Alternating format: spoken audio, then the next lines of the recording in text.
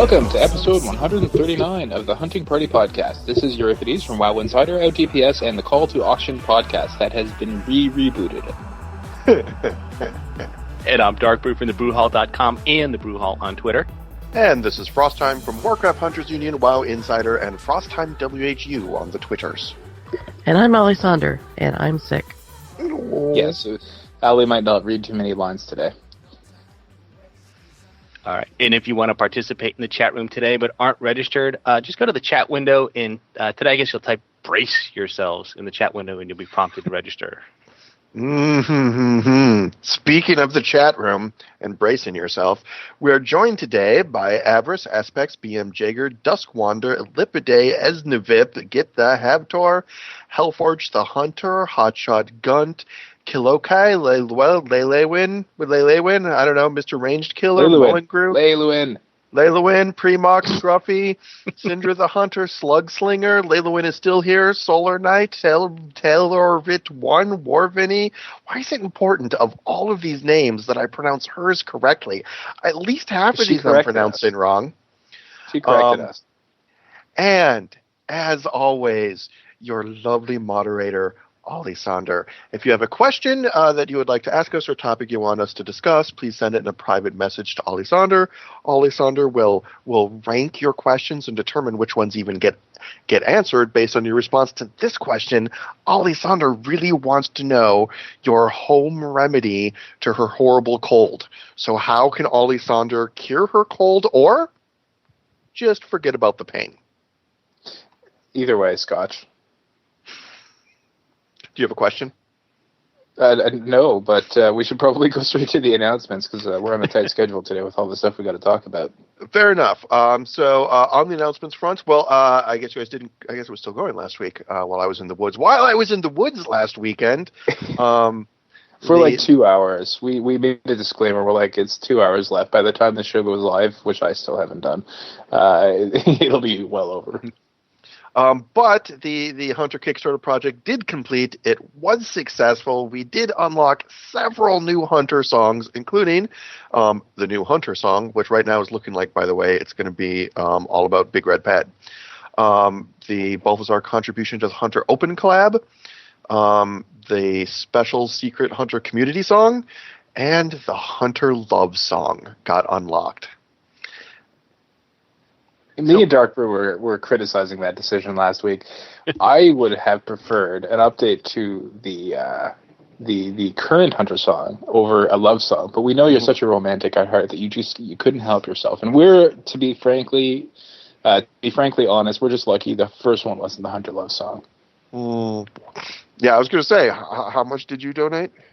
I was going to say, maybe it wasn't my fault. Maybe it's not my fault that we didn't. Hey, you're the one who picked the order that these things come in, but it wasn't a serious criticism. We know you're romantic and you just can't help yourself. It's about the hunter's love for his pet. Yeah. Oh, God. But not that kind of love, you said, right? But not that kind of love. Is that should be the name of the song? That should be the name of the song. It should be not that kind of love. Okay, that would be a great title for a song. In fact, that might be a great title for the episode. Not that kind of. I think there you go.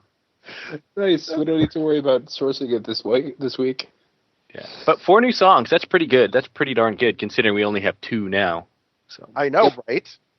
It's like a that's absolutely. Increase. So what kind of time frame are we looking at for all this? Is this going to be trickling them out all at once? No, I think I'm going to trickle them. I just kind of decided, like, hey, I'm going to go ahead and, because we had a brief conversation about, like, oh, should we wait and just kind of splat them all out at once in, like, a little mini album, and then kind of decided, you know what, it would be cooler to release them as they happen.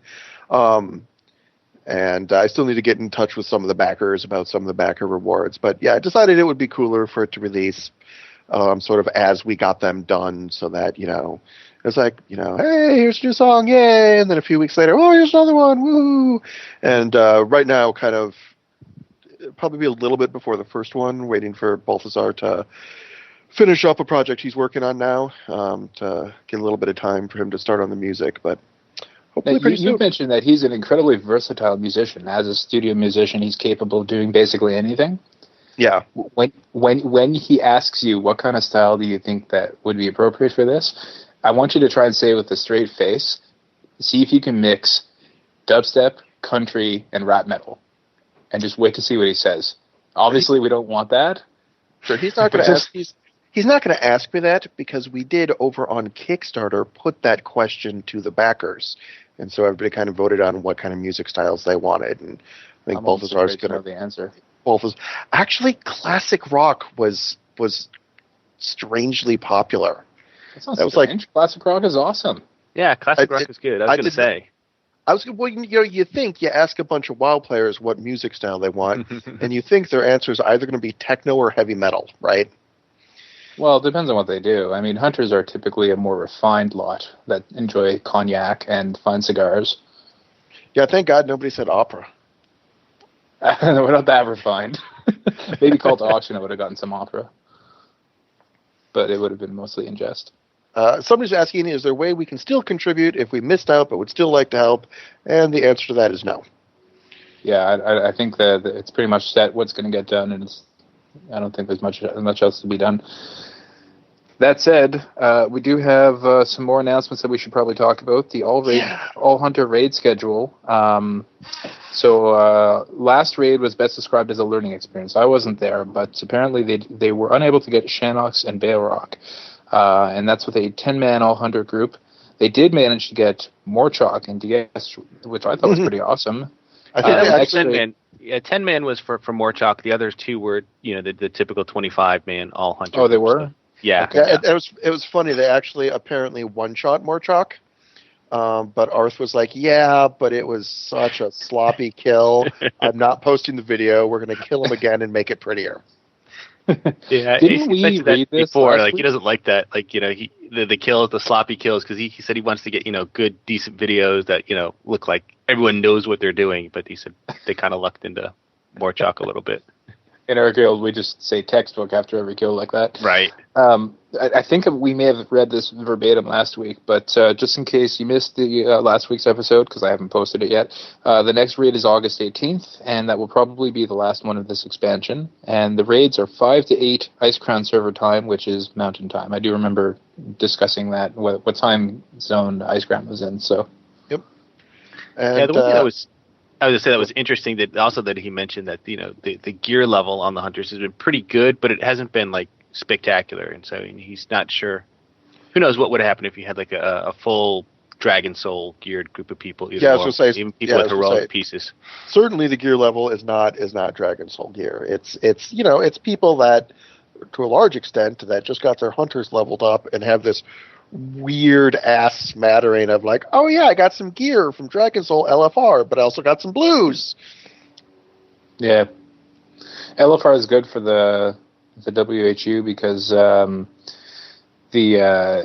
basically it allows. I mean, the queue time for hunters is pretty bad in LFR, just like for anyone else. But it's not like because they're all concentrated in one server, it's going to be worse for them. This way, they're just sort of part of the general population. Yeah. So, in more general WoW news, we did hear that in quarter 2 of this year, WoW lost 1.1 million subscribers. It did say that the greater loss of subscribers was in Asia, in China, Korea, and Taiwan, versus North America and Europe. And so, yeah, I mean, there is a big question there, like how much of that has to do with Diablo 3? I think not a lot. How much of it has to do with waning interest in WoW? I think not a whole lot. How much of that has to do with weird stuff going on with the Asian licensees? Mm-hmm. I think maybe a little bit more there.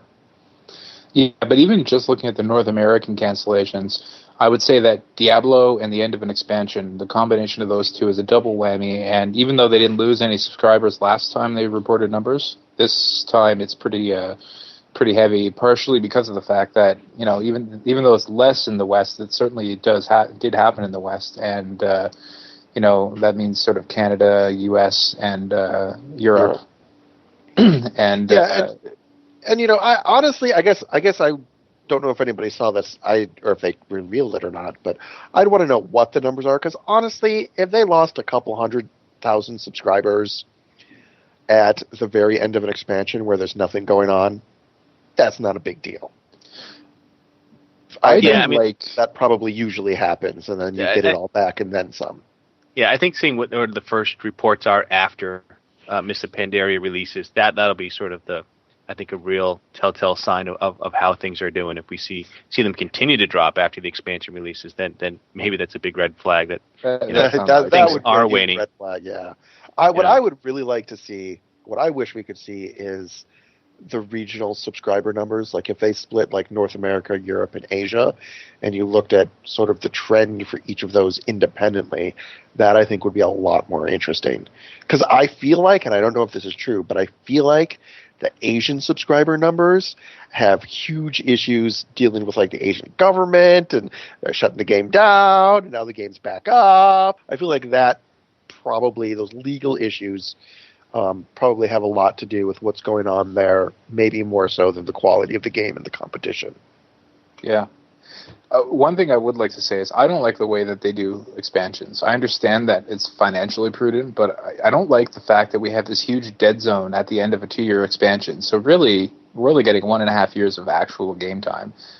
When things start to peter off, maybe 6 months before the expansion, like once the expansion is announced and it's being developed, I really don't feel like that's necessarily the best way to do it. I think they should make them more gradual. Make smaller expansions that come out more frequently, that don't necessarily have a level cap difference on them, so that you end up spending the same amount of money over a 5-year period. But have it so that there's no time when there's just an obvious, it's not worth doing anything now because whatever I do will get overwritten by whatever I do in a month, kind of feeling that people have right now. No, that's a good point. Where is it worth doing? Because right now we pay for an expansion that gives us new levels and professions and races and classes, and then for free we get expansions that give us new content, right? And then it kind of, I agree that it doesn't seem like the optimal system, but I mean I do appreciate the whole if we're going to increase the level cap, we want to make sure we have this big stretch of time for everybody to finish everything. Whereas, it would suck if 4 months after Dragon Soul came out, they're like, okay, now it's Mr. Pandaria. They're like, God damn it!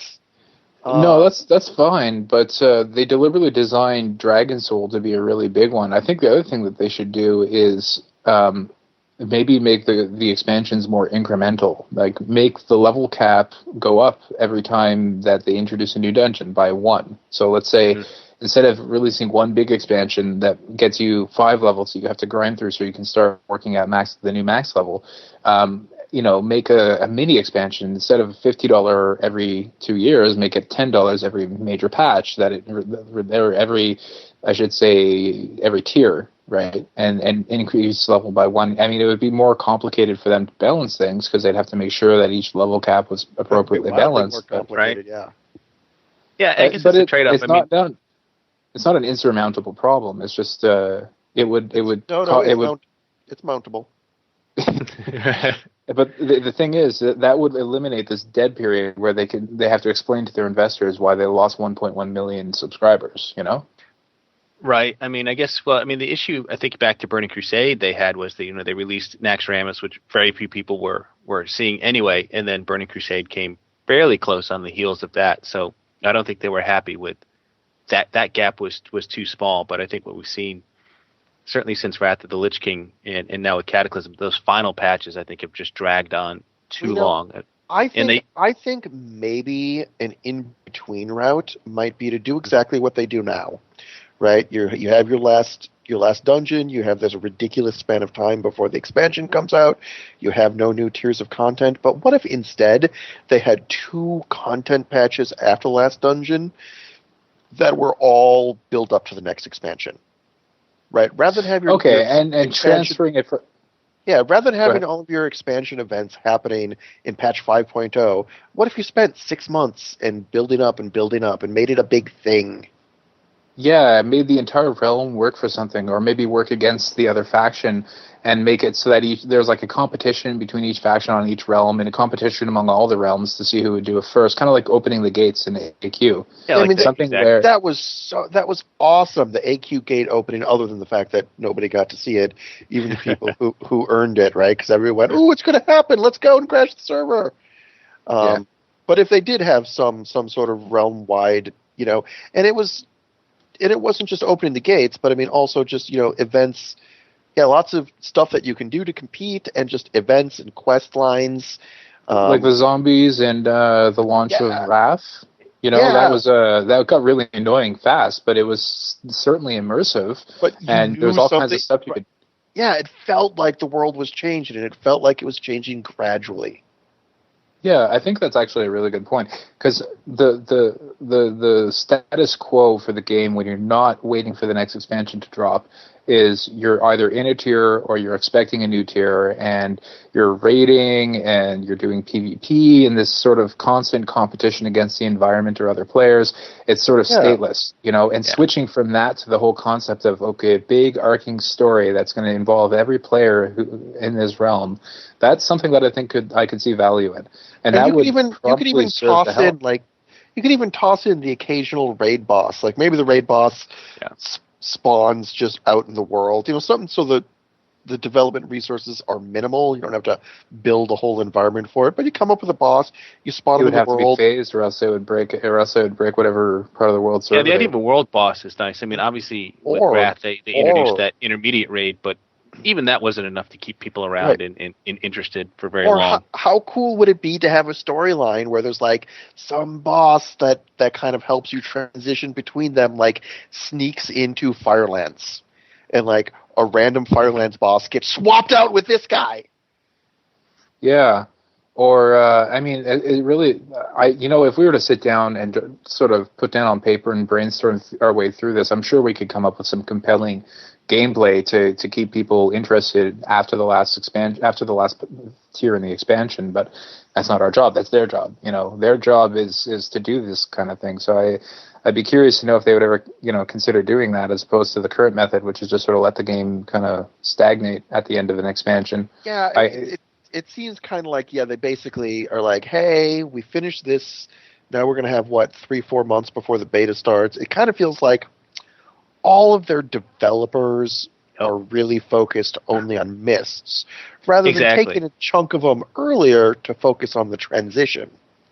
It doesn't. I mean, I wouldn't even put it in that narrow terms. I mean, their developers are a specific list of people, but their general resources, as in the company's priority, is to get Mist ready as quickly as possible. Yeah. Whereas if they were to introduce a secondary priority and dedicate appropriate resources, whether that would mean reassigning people or hiring new people, I have no idea. That's not my problem. But if they were to make it a stated goal that before we start the beta for Mists, people have to already feel like there's a reason to log in every week to go and participate in this world event. Yeah, and what we don't necessarily know is how far out they plan some of these things. Like we know they're planning Mists of Pandaria, but we don't know if what they've thought about for 5.1, 5.2, or 5.3, and how much. I'm sure they have storyboards and they're working on it. I'm sure they try and get ahead of the curve a little bit, but yeah. Well, we already know some stuff about 5.1. Including 5.1 Spirit Beasts. Yes. Did you see that transition there? That was very nice. That was well executed. So moving then, I guess, into some actual Hunter news. On the beta, one of the big news is they did, the Petopia folks I don't know where that clue came from, but they got some clue that presumably came from beta that led them to track down these rare spawns that can be tamed as hunter pets that can only be found by hunters. It's pretty awesome. Yeah, this is a very cool mechanic, and like I said, I don't know if they were tipped off some way or if the folks actually went in there and discovered how this all worked, because that's pretty impressive, because it's not something I don't know that I would come up with on my own. They let's see if I can find the actual post. They got like a weird tip. Was it like data mining, something that? No, like somebody came on the forums and said, "I'm able to tell you this."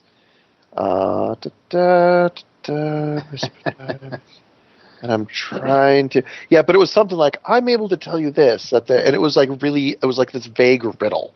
It was like, there's, this thing that you would have to, but you would have to use your hunter skills to find it.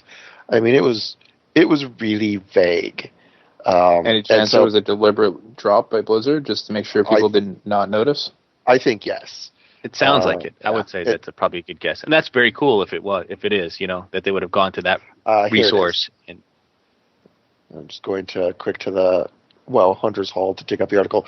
So it was Mayakoda, said a few things about the rares and myths of Pandaria. Right now, they're in the beta, but there are 2 things you need to know. You will only see them on your hunter. You will not actually see them, but your hunter skills will allow you to detect traces. And so, based on that, the Topia folks went out in armies and found out everything about how they work. That's amazing. Yeah, they found all of them. Yeah, that's also amazing. I think we should go over how they work for people who haven't been in the know about this. Sure. Basically what it is these are rare spawns. On the beta, we've been told that the spawn rate is much higher than it will be on live. I can only assume that the spawn rate will be similar to Spirit Beasts. But when they spawn, they're invisible and you can't see them, but they leave special tracks in their path, and they path kind of across an entire zone. So can anybody see these tracks? Only hunters can see the tracks. Yeah, only hunters. Okay. And do you have to be using a special, does track beasts have to be on like minimap track beasts? It doesn't. I mean, it always is anyways. I was going to say, it doesn't appear so, but the only time I did this, I had it on, so I didn't actually think to turn it off to see if they went away. But the footprints are like unique, special, substantial, significant footprints, and they're different for each one of the rare spawns. And the idea is you follow the footprints, and the footprints over time will eventually fade. But so you can follow the footprints, and if you come to the end of the footprints, you can then start using your flare to reveal them. And so if you flare in the right spot, you'll find them, or maybe the footprints ended because of a bug, but you flare in the right spot, then you can see the rare tame, and everybody else can, by the way, at that point. And you can hunter's mark it so that you can still see it even if it leaves your flare area. All of the rare spawns are aggressive. They're red, right? But they'll only attack if you get within the flare zone. But now it is possible that you flare it and somebody else goes, "Oh my God, what's that?" And somebody else could gank it and kill it. But for the most part, no one is going to find these pets and gank them unless they're also a hunter. Yeah. Right now, there's a bunch of what I desperately hope are bugs with them. I think the most frustrating of which is the footprints. Sometimes they're on the ground. Sometimes they hover above the ground a little bit. Sometimes it appears that they're underground. So it's like, the footprints ended. I'm flaring. I don't see the pet. Oh, wait, but if you go way, way down the line, they start up again. Other really weird thing right now is you actually have to follow the footprints backward. And everybody's assuming that's a bug. Everybody's assuming they just... I would think that's a bug, because that just seems counterintuitive to tracking a beast, Right. Yeah, so it looks like the beast is walking back. Well, what they probably did is when they spun the footprints, they just accidentally inverted them. That's my hunch. So, and just so you know, guys, while the bug exists for the footprints going underneath the ground and becoming invisible, if you need it, they've put together some paths on the Petopia forum, so you can go and take a look at the path and just follow the expected path of this thing until you find them again. Yeah, and this is also kind of some amazing stuff that Petopia folk have done, where literally they've been like, "Okay, I found it." And the way they get the path maps is they literally expose the pet and just follow it for its entire path. I will say this: if over an hour for them to make their paths. Oh wow! And they will just follow it the entire time. I would have to say this: though, if I were a beast and I did not want to get caught, I would walk backwards too. Except when you find them, they're facing forward. It would be different if you found them and they were like, "Whoop, I'm moonwalking." That would be... If I was a beast that had the ability to walk forward but leave backward tracks, that's all I'd ever do. So right now, 9 have been found, which is all that exists right now. They include a cat, a water strider, a crane, and by the way, the crane is pink, and it is the only pink crane in the game. A turtle, which is like big kind of badass looking Mr. Pandaria turtle. A basilisk, a porcupine, a goat that for some reason people love to death. The goat's name is Stompy. A water strider and a quillin, and the quillin is the only one that appears to spawn in different colors. The quillin portent spawns in 4 different colors. And if you actually go over to the Petopia forums, which you can find a link on WoW Hunters Hall, Warcraft Hunters Union, WoW Insider, all to the right forum thread, but Calliope has actually got screenshots, like big, gorgeous close-up screenshots of all of them up on her summation post. And she's also did a video where she shows you how to track these things. So she actually tracks down the goat Stompy, and she shows you how to follow the tracks and use the flare. And she has a very nice video that was up on the Hunters Hall just today as well. Now, once you get there and you flare it and then you Hunter's Mark it, are there any taming challenges, or is it just a matter of trapping and taming it? Nope, the challenge is finding the frickin' thing. Yeah. Okay. And what if you know it's there and you've got it Hunter's marked, but some other hunter has a trap down? Will it activate that trap? Yeah, sure. Once it's exposed, anybody can interact with it. Another hunter. No, but after it walks out of the flare and it's invisible again to everybody but you. Oh no! You're saying if the hunter's mark is up, it's visible to everybody. No, it's visible to you. That's a good question. If it actually leaves the flare zone or the flare goes away, you have it marked so you can see it. Nobody else can see it. Can somebody else interact with it? I don't know. I don't think so. I imagine you'd have to, if it was another hunter, they'd probably have to toss up another flare or something to reveal it again. But there was somebody actually on Petopia who, in the name of science, because there's a big question about tagging, because somebody mentioned that if you flare it and then a rogue comes and attacks it and it leaves the flare, it de-aggroes the rogue and leaves and evades away. So somebody else, in the name of science, douchebaggery in the name of science, was hanging out, following somebody's path, and saw another hunter had flared it, found it, but the hunter had to dismiss their pet. So this hunter was like, well, since he flared it and found it, let's see if I can tame it. Yep, I can. I just tamed it away from him while he was dismissing his pet. Which is kind of a douchey move, but you know what? It's science. It's beta. And it's the beta. It's not like that's really your pet anyway. Exactly. My understanding, too, is these are all gold elites, so it's not like you're going to be able to pew them in 3 or 4 shots and grief somebody out of it either. So they did take that into consideration.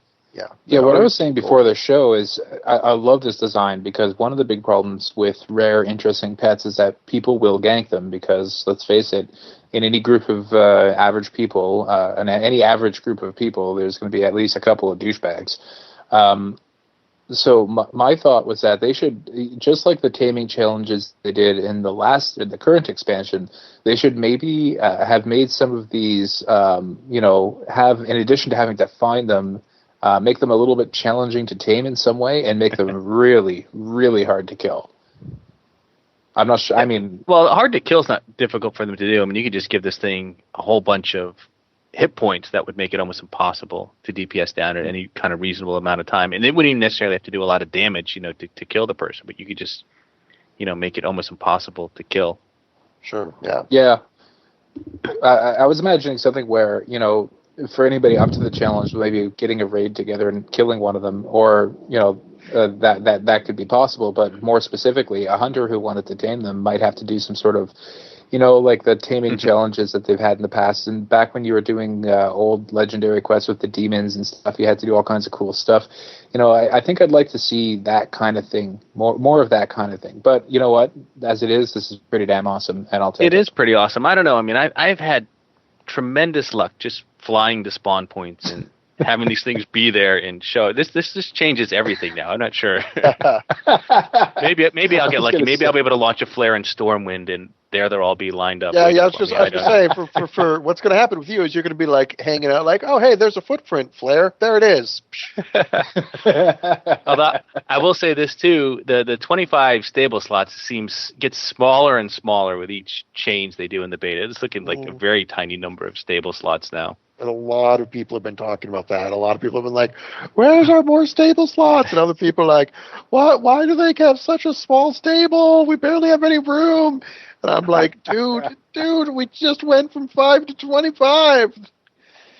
I know, but this is 9 new pets right there, and we know they've indicated more will be coming in 5.1, and I don't know how many I think Petopia mentioned like 55 new looks just for Mists of Pandaria. Well, and they have indicated that in 5.1, apparently it's been confirmed, there will be new rare spawn challenges, including a silkworm and including spirit beasts. So the answer to the spirit beast question is apparently they're not going to be there at Mists of Pandaria launch, but instead, when 5.1 comes out, we'll have the spirit beasts. Fair enough.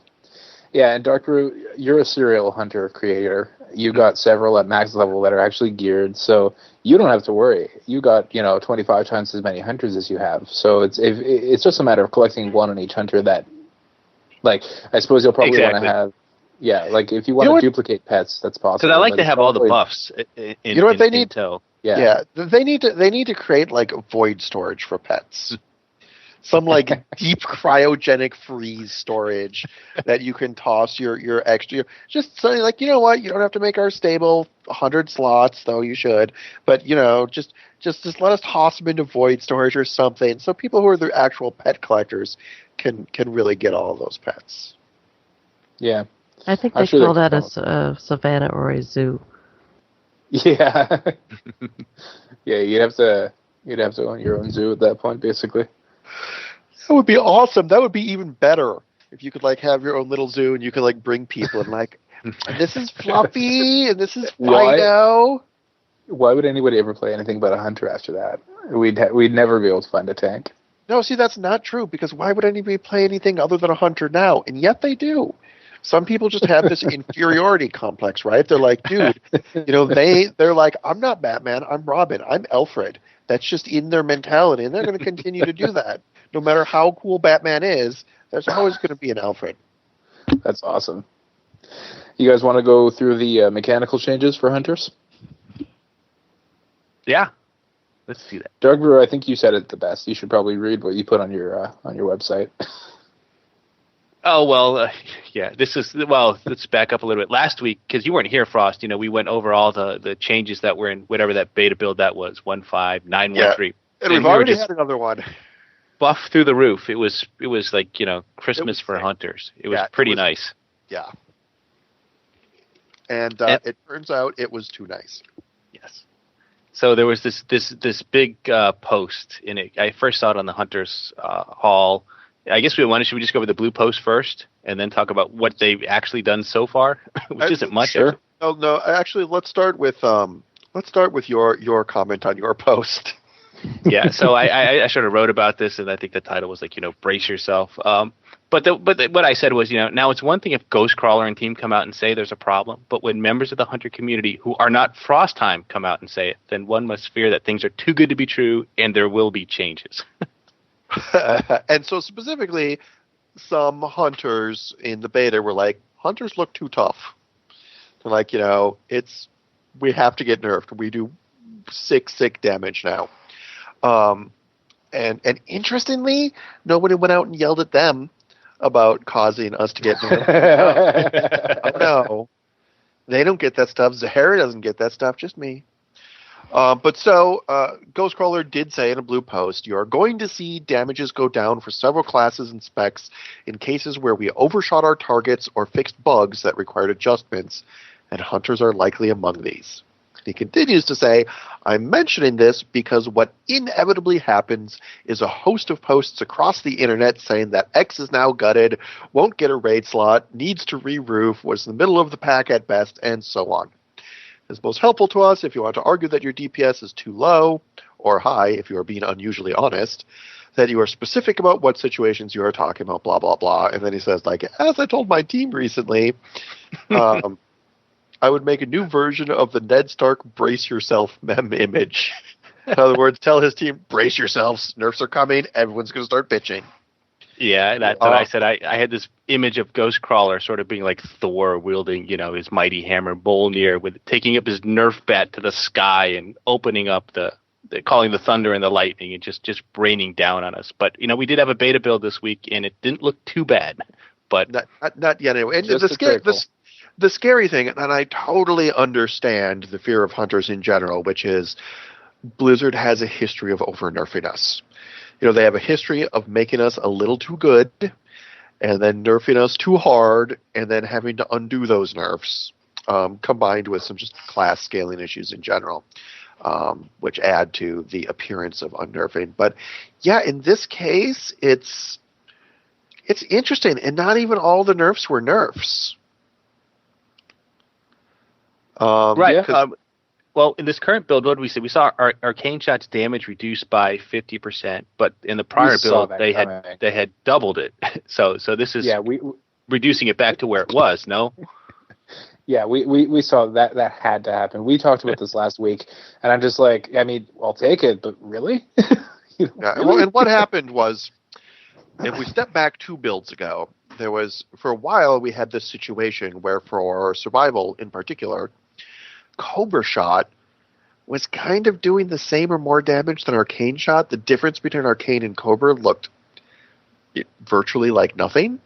It was really not, Arcane should clearly be doing more damage. You're paying focus for it, not getting focus for it. So they're like, yeah, that's true. We need to buff it. And they're like, well, double it! And they're like, oh my God, what do we do?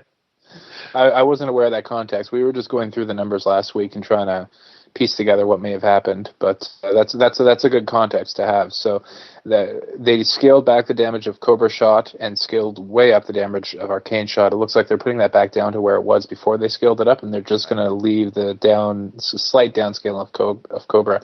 I'm interested to see whether that remains, because right now Steady Shot, I think, got a buff, didn't it? I believe it did.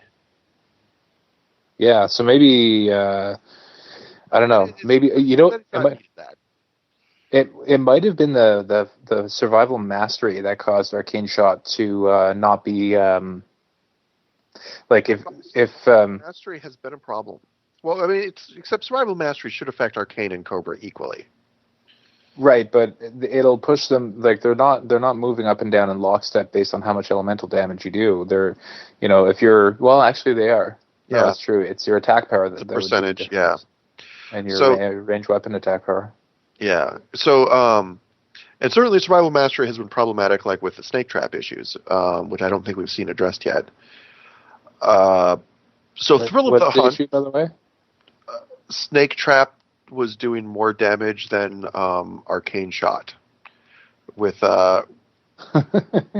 because survival. Not mastery, survival, trap mastery, and because they get extra snakes and they cranked up the damage of the snakes, and so suddenly it was like, dude, if you really want maximum DPS, you need to use snake trap in your rotation. And Blizzard came out and said, yeah, we don't want you to do that. We'll find something. So but we want the snake damage to be meaningful, which is a change. Anyhow, so Thrill of the Hunt, proc chance actually went up to 20% from 15, which makes sense. Yep. And then so mastery, the marksman mastery, Wild Quiver, Zahara pointed out, said, hey, right now, because they had scaled the mastery so high, and where it would started at 32%, and Wild Quiver's chance to proc a little Wild Quiver shot that does half damage. Zahara's like, it wouldn't be too hard to mastery cap, hard cap marksman mastery. It would be possible to do where every shot you fired procced Wild Quiver, and thereafter mastery did nothing for you. And they came and went, yep, we don't want that to happen. And so they chopped basically the proc chance in half and doubled the damage that the shot does. So the Wild Quiver shot now does 100% weapon damage. I was going to say, they brought it back to where it was before. I think that's where it was previously, yeah. So that was... Yeah, so it's really only one nerf. It's just Arcane Shot. And to be honest, Arcane Shot... needed a nerf, but I'm still curious to see whether Steady Shot is going to be more damage than Arcane Shot for Marksman. Yeah, and I mean, I think this is just the beginning, though. I mean, I'm sure there's but more Steady Shot, you changes got to coming. keep in mind, Steady Shot's affected by armor and Arcane's not. Mm-hmm. So it's not nearly That's the true. same issue as Cobra. Yeah, and Steady, and yeah, that's a very good point. So it's worth pointing out there's also a Murder of Crows change, which they said it's mostly a mechanic and visual change. The damage should remain roughly the same. And let me parse that comment. It's mostly mechanic and visual change. The damage should remain roughly the same. When they say the damage should remain roughly the same, that means they changed the mechanics. Like there's a different number of crows, or the crows hit for a different amount of damage, and they tried to make it even, which means we have to rework everything about how a Murder of Crows works, which we haven't done yet, and it's going to take some time. But we need to see how many crows actually appear, how much damage they actually do. But the visual change, to me, that spells, they were talking about hunters have all these things that spawn beasts. That's beginning to become too much of an issue for low-end computers. In other words, it's causing huge lag and stuff for people. And so my hunch is that's what that's associated with. They're trying to lower the processing requirements burden that Murder of Crows put on computers. Right. Pretty soon it's just going to be one giant crow that comes flying down and attacks everything. And it's just dive bombs. Yeah. You guys want to talk about that add-on that we got an email about? Actually, before we get into that, I also wanted to comment that they are also saying that Focus Fire is supposed to get buffed. Where some people were questioning the value of Focus Fire, and that they were saying, if you actually use Focus Fire, it could result in a net DPS loss. And Blizzard said that we did notice this. We have buffed it a bit. That change didn't make the build you're now getting, but they think the amount of haste it grants your character went up to 6%, and they might actually even increase it further, they're saying. So that's sort of the final mechanical change we want to keep our eyes out for in the future, and I'm kind of curious to see how high they make it go. And this, of course, is the BM ability that consumes your pet's frenzy stacks, restores focus to you and your pet, and right now it increases your haste by 5% per frenzy stack consumed. And so it sounds like they're bumping that to 6. It might go to 7. Fair enough. So which would be a buff, by the way, in the course of these perhaps impending nerfs. All we've seen are some buffs so far, mostly. Except Arcane Shot. Yeah, it's true. Well, I'm not complaining. It'll help us deal with the expertise thing. So we got an email. No, we didn't get an email. I don't know where this came from, but it's in the show notes here. The Hunter Bar is getting updated for Mists of Pandaria. This is an add-on. Yeah. Okay, it's listed at curse.com/Serenity, essentially. Is that what it's called, Serenity? I think there's two. It was JS Hunter. Yeah, it was JS Hunter Bar that then kind of turned into her Serenity, and then JS quit the game, and then somebody else took it over for a little bit, and I'm not really sure what the state of it was for Mists, but JS came back to the game, and he's kind of redoing it, and he's kind of changing it to make it more lightweight and more modular. And specifically what he said that I thought was awesome is he's like, it's coming back as it should, being directed at your DPS and not extra pretty shit that's not helping with your DPS, and in the end, cluttering your UI. That's my biggest complaint with add-ons is UI clutter. I mean, as a developer, you're just like, well, this is what's happening. I'm sure they want to see it, but it's not always true. So it's good to see somebody who has a developer who has their priorities in the right place, and like, what is the minimum amount of changes that I can make to the screen in order to get my information across, or the needed information across? It sounds like he's going to go back to basics with this one, and just the core add-on will be very simple in function, do what he initially intended it to do, and then if you want extra stuff, there'll be modules that you can choose to download and install or not. Now, was this supposed to be like Shot and Awe that actually tells you what to use, or is this just sort of a basics, quality of life thing, like making focus easier to see and stuff like that, and timing? It's really just a focus bar, but it had some other features which sort of indicated, like timing on shots and stuff like that. Yes. whether or not your hunter's mark is up or not. So it does many things, but it's mainly just a focus bar, which shows you how much focus you have left, kind of gives you some indicators as to whether or not you have enough focus to fire your signature shot, Yeah, I guess I kind of always felt like it as it's a focus bar plus all of the stuff you would normally configure power auras to do for you. Yeah, well, there's an opportunity in the focus bar, I think, to improve on what you could get from vanilla power auras. I mean, even though it is technically possible, it's not as easy.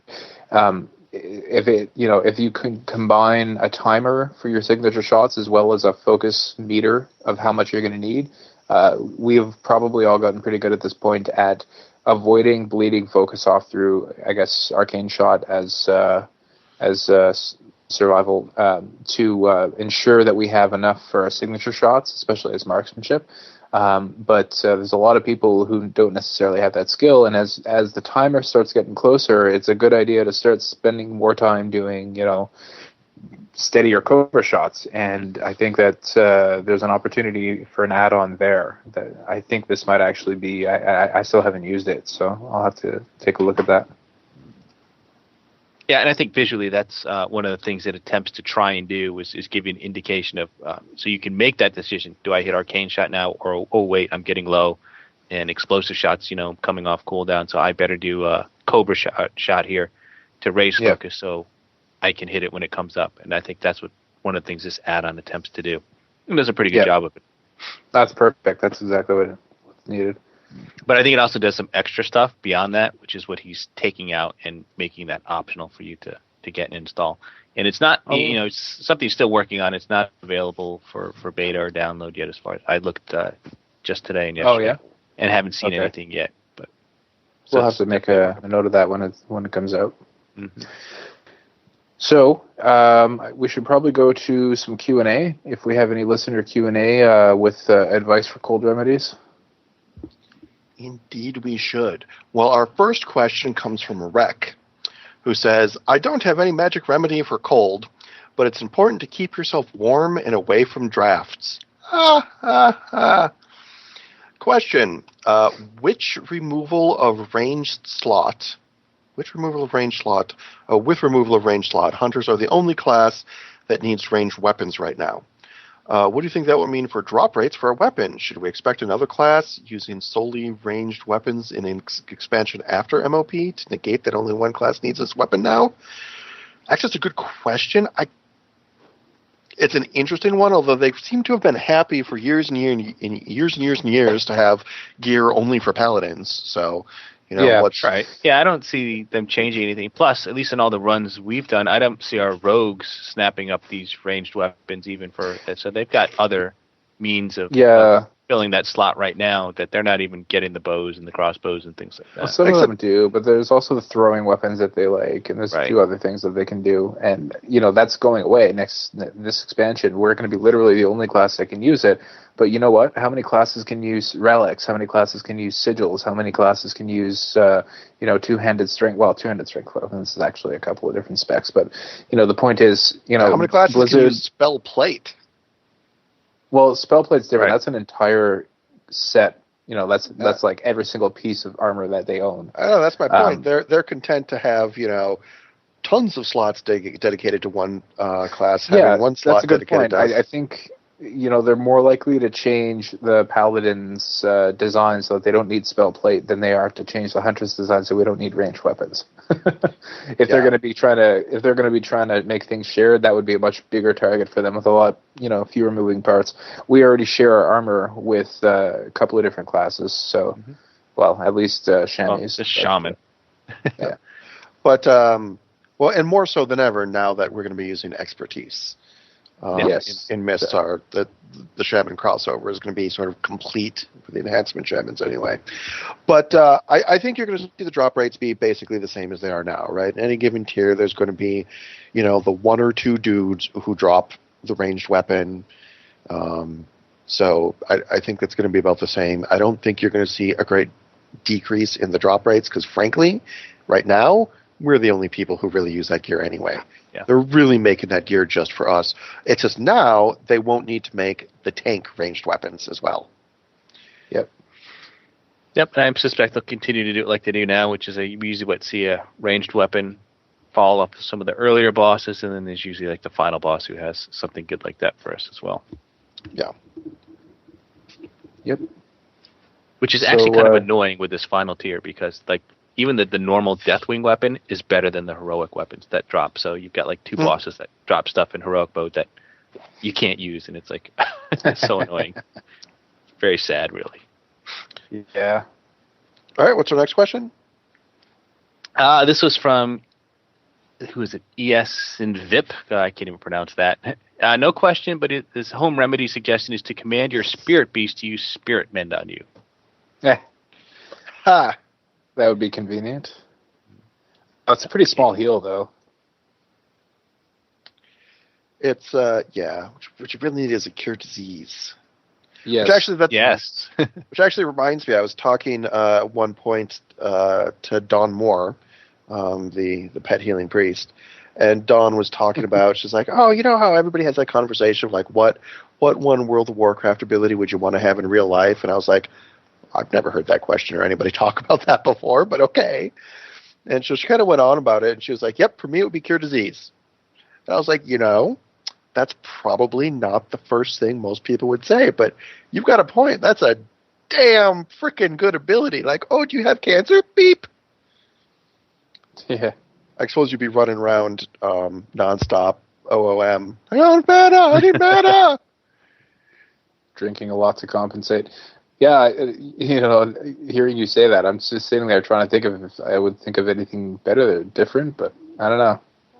I guess... well, the water obvious walking. one is to choose something like Summon Dragon Mount, but then you're going to have to actually feed the thing, and, I'm trying to think of something that I could use to get infinite energy, so... water walking. I'll just... I don't know. And the resurrection spell is pretty... That's pretty good, too. That's a pretty good one.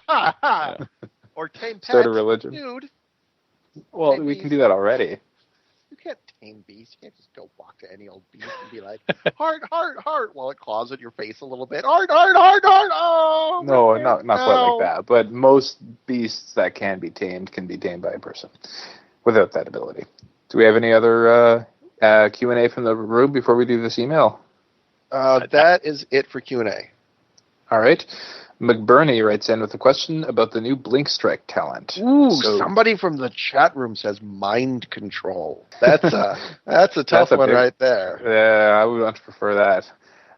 Greetings, hairy-wristed hunters. He must be talking to you. Is Prowl damage times 120% going to stack with Blink Strike damage 200%? Drink deep. That's Gathering a Brewskis. Fantastic question, because if you have your cat or whatever with Prowl on, its first attack is supposed to do 120% damage. So that's a good question. Does that damage boost stack with the Blink Strike damage boost? Meaning, if you are going the Blink Strike route, clearly you want to have a pet with Prowl that actually has its Prowl on, because normally you never turn it on because it just screws you in the end. But actually have a pet with Prowl on for that opener. That's something that we will have to test. That's an excellent question. Yeah, and because the Prowl slows the movement speed, but Blink Strike teleports you right to the target there. Yeah, so does Kill Command. Now that I think it doesn't teleport you, Kill Command doesn't. Or not teleport you, but I have to say I hope the answer is no, because if the answer is yes, that kind of makes a pet that does more damage than other pets.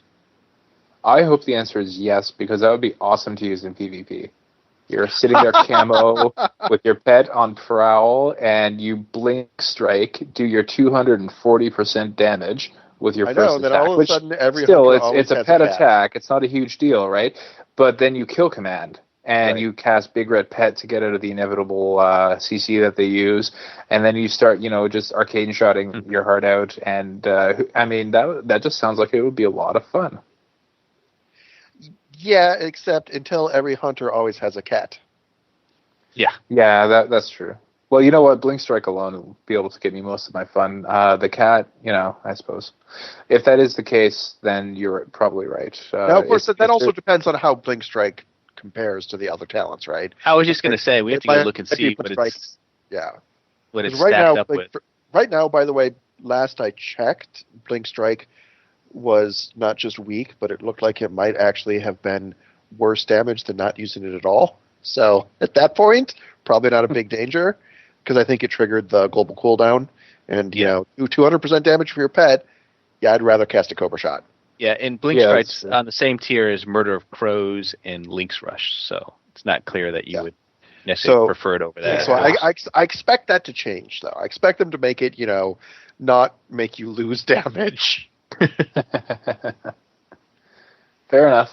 That kind of makes sense. In which case, the Prowl would know. I mean, I think the Prowl, the difference in damage, the reason they put it in there, even though it technically does add a little bit to that first attack, is because Prowl is more annoying, and it does slow down your pet. It is more. And if it takes you an extra fraction of a second to get there, this might help make up for that, which might help people justify using Prowl in a PvE environment. But who knows? I mean, Prowl is still kind of gimmicky and doesn't really do anything except slow down your pet. So I suppose it could be a way to reward people who know how to use the move to command. And yeah, move to and Prowl. You could be like a rogue, hovering around the boss before the pull. Yeah, I suppose. Prowl, move to, Blink Strike. Yeah, I'm curious to see what they end up doing with Blink Strike. Yep. Or if they're content to just have it be like, yep, that's the PvP option. It sucks. I'm pretty sure Murder of Crows is a PvP option actually. Well, it just changed, so we need to remeasure what it changed to. That's true. Anyways, I think that's going to have to wrap us up this week, unless you guys have anything else. I do not have anything else. I think we covered everything. The show has emptied me. Yeah, nice. You have been listening to episode 139 of the Hunting Party Podcast. This is Euripides from OutDPS, WoW Insider, and the Call to Auction Podcast. And I'm Darkbrew from thebrewhall.com and the Brew Hall on Twitter. And this is Frostheim from Warcraft Hunters Union, WoW Insider, and Frostheim WHU on the Twitters. And I'm Ollie Sonder from the Hunting Party Podcast. Check us out on iTunes, YouTube, Stitcher, and if you don't use any of that stuff, we have a link to our raw RSS feed on the show notes. And if you like us, please don't be shy about leaving us a review on iTunes or on YouTube, especially one where you mention how uncommonly good-looking Frostheim is. You can submit a title for this week's show by emailing us at huntingpartypodcast@gmail.com and have your name mangled on air. Yeah, except we're probably just going to use the title we came up with in the beginning. Not That Kind of Love. Not That Kind of Love. Stay thirsty, my friends, and remember to drink your Dark Brew Lager. Don't forget to spay or neuter your feral druid. For the Horde. Oh, yeah, when you're sick, that voice works much better. I was going to say I know, doesn't it? I was going to wait till after the show to say that. Oh, that was a little disturbing. Well, don't forget to pay your dues. Yeah, you really sounded like an orc just there. That's pretty funny. Well, that's why I decided to use that one, because I figured I might as well get some use out of this. That's true, eh?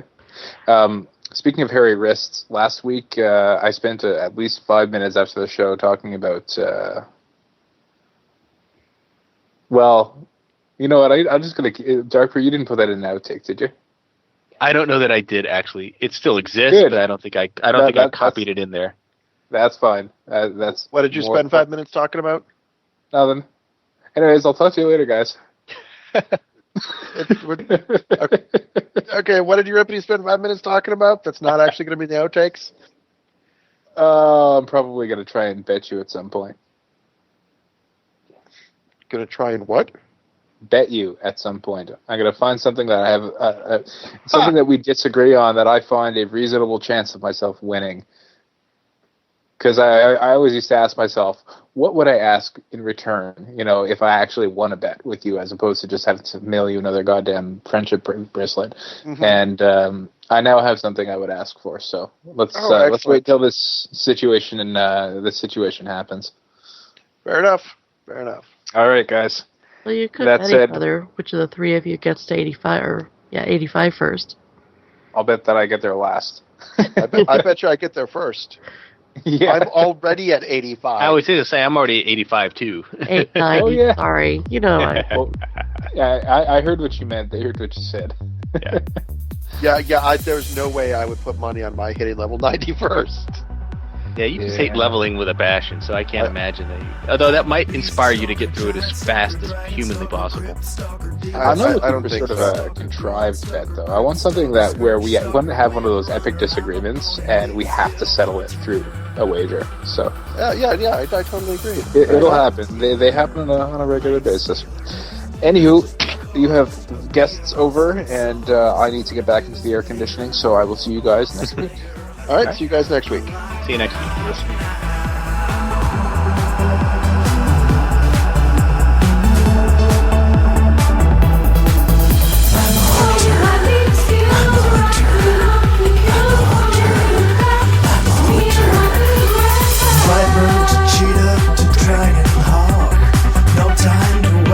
I can jump shot, BM, MM, and SB. I can rock out any tree.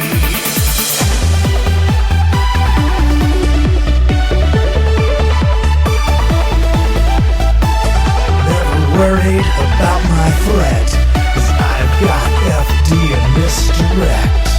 Catching loose mobs in my traps. I never miss, 'cause I am hit capped. 'Cause I'm the hunter, not the marked. I'm the fighter, not the spark. I'm the kiter, not the kite. I'll top meters every fight. Landing in the cave, dealing death. Just me, my gun, and my trusty bed. Now let's begin with Illidan, Osirian, and Gil'jadan, Magdamar, Asgalor, Gruul, Cthulhu, and